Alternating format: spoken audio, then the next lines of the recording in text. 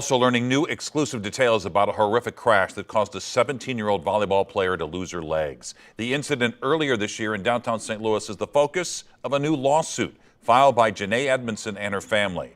5 on your side's Christine Byers is live tonight at the scene of the incident with new information about the investigation and the lawsuit. Christine. Mike, this stop sign and warning to drivers that cross traffic does not stop wasn't here at 11th and St. Charles Streets the night that Janae Edmondson was struck back in February.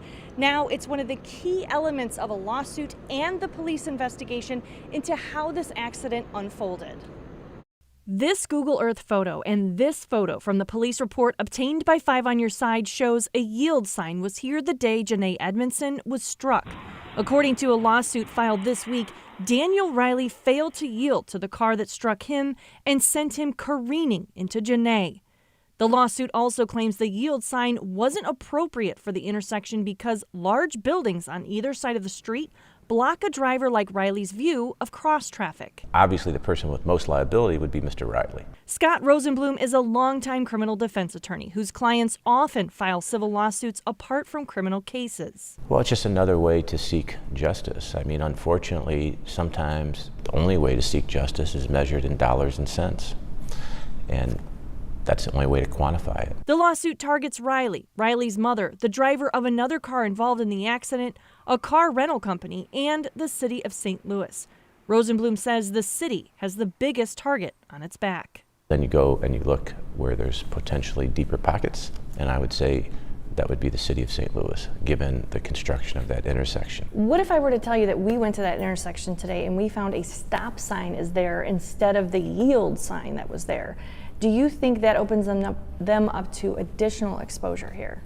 Well, certainly I think that is fairly damning. The police report also shows Riley was driving this Audi his mother rented, and his license was suspended. These images show Riley seconds before the crash leaving a studio at 10th and Washington.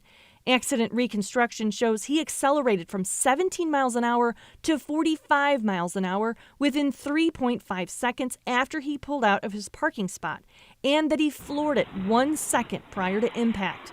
He didn't try to brake or avoid the collision. He told police he, quote, blacked out when a Malibu hit him, woke up while he was sliding, and crawled out of the car when it was on its roof. Now, that police report also shows that Daniel Riley did not have alcohol in his system at the time of this crash. I also contacted the mayor's office. They said they wouldn't comment on pending litigation, and they also wouldn't tell me when this stop sign was put up. Live in downtown St. Louis, Christine Byers, 5 on your side.